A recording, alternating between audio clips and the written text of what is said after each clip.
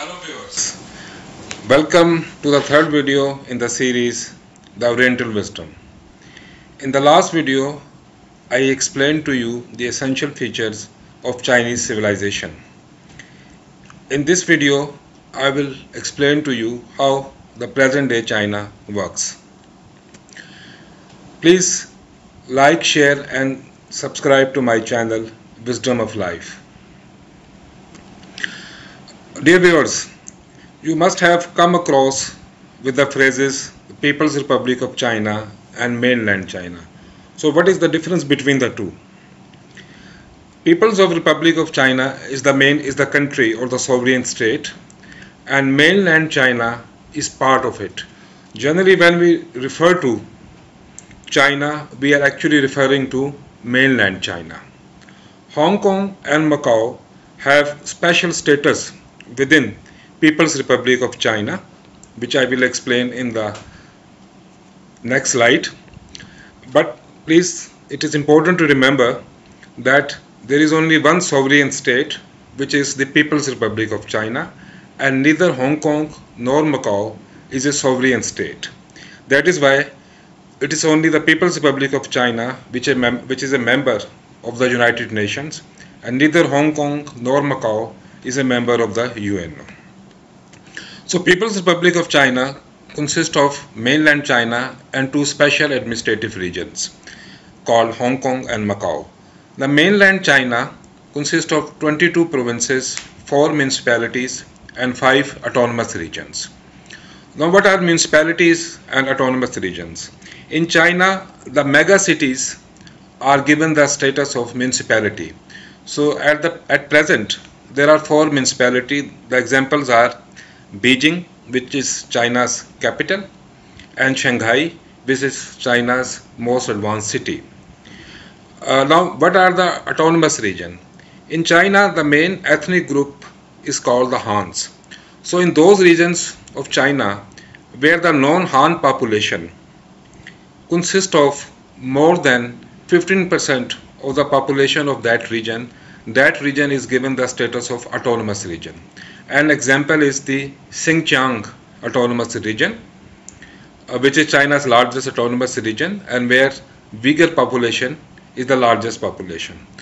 For the administrative purposes, municipalities and autonomous regions are treated at par with provinces and are directly under the central government. Now come to the special administrative regions. They are Hong Kong and Macau. Hong Kong was taken back by China from Great Britain in 1997 and Macau was taken back by China from Portugal in 1999.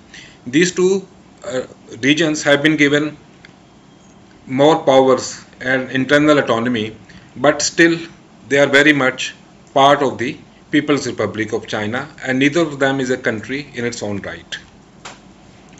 Before we proceed further, I am leaving viewers with a question. The question is, what is the significance of the year 1921 in modern China? Please keep watching this video because the answer to this question will be given in one of the following slides. Now we come to the essential features of modern day China. First thing to remember about modern day China is that everything associated with China is gigantic. That is, it is built on a massive scale, or in terms of economics, it has economies of scale. For example, China is the second most populated country in the world after India. It is the 4th largest country by area. It is the second largest economy after United States, the second largest consumer market, and has the largest middle class. China is the largest exporter and the second largest importer of goods. The largest and most complete manufacturing is in China.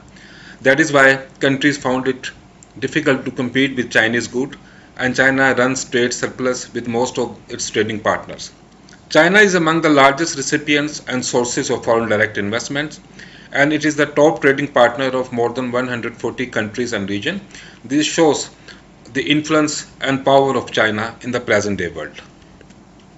The second feature to note about China that it is a state and party-driven nation, and when we talk of party, it means the CPC or the Communist Party of China. which is the founding party of China. In 1949, when PRC was set up, China was mired in poverty and backwardness and wrecked by a 2-decade-long struggle between nationalist and communist, in which communists finally won.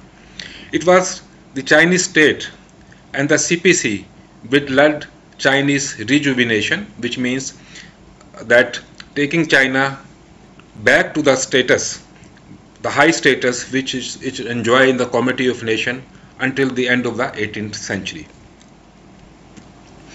So you will find throughout China that state and party offices run parallel. For example, at the center, president is the head of the state, and there is also the head of the CPC, which is called General Secretary, and at present the head of the state and CPC General Secretary are both these positions are held by the same person, which is Xi Jinping. In provinces, the head of the government is called the governor and the head of the party is called the party secretary. Likewise, in cities, the head of the government is called mayor and the head of the party is called party secretary. Third, in China there is a strong center, but at the same times there is also a lot of autonomy for the provinces and also for the cities. Article 3 of the Constitution of China states the division of functions and powers between the central and local state institutions shall honor the principle of giving full play to the initiative and motivation of local authorities under the unified leadership of the central authorities. So in China, provinces have considerable autonomy in decision making, particularly in economy. And a unique feature of China is that each province and city sets its own annual GDP targets and other goals. The fourth feature of modern day China is socialism with Chinese characteristics for a new era. When China was set up in 1949, it was set up with socialist goal because the Chinese revolution was inspired by Marxist ideals. So they put in place public ownership of means of production and a command economy like the former USSR. This system worked till late 1970s until Mr. Deng Xiaoping, who is often regarded as the architect of modern China, introduced a new philosophy which is called socialism with Chinese characteristics. Actually, it's a blend of socialism and free market economy. This term was also coined by Deng Xiaoping in 1982, who famously described that development is the absolute principle. The reason was that they wanted to introduce some changes to Chinese system. So what they did is that they gave more freedom to the private sector, but the state retained its control over the economy and the Communist Party retained its control over the government structure. So it was basically a synthesis of free market economy and socialism. That is why it's called market socialism. When Mr. Xi Jinping assumed power in 2012, he introduces some changes to Chinese system, which is called the socialism with Chinese characteristics for a new era. As Mr. Xi Jinping put it, the new philosophy seeks to overcome the contradiction between unbalanced and inadequate development and the people's ever-growing needs for a better life. Although China makes spectacular progress since after the start of the reforms in the late 1970s, the development has been unbalanced.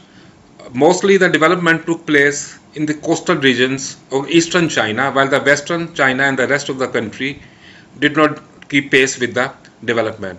Moreover, the development was basically for its own sake, and Chinese leadership was interested more in the quality of development than in the quantity of development than in the quality of development.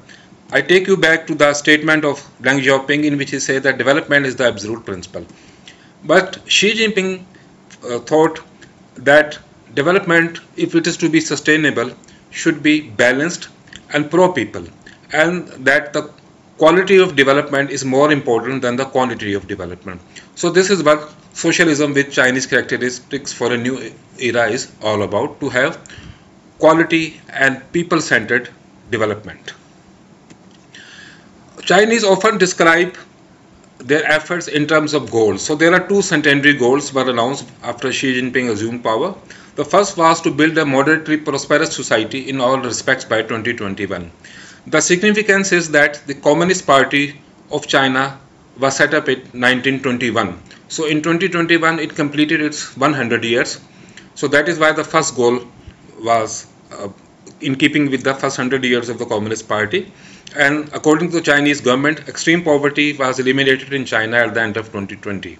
The second goal of China now is to make China into a strong, democratic, civilized, harmonious and modern socialist economy by 2049, which will mark the first 100 years of the establishment of People's Republic of China. I hope you enjoyed this video. The next video will introduce China's political system and explain how the party and the state organs work in unison to ensure political stability and orderly government in the country. Until then, it's bye-bye. Please don't forget to subscribe to my channel. Thank you very much.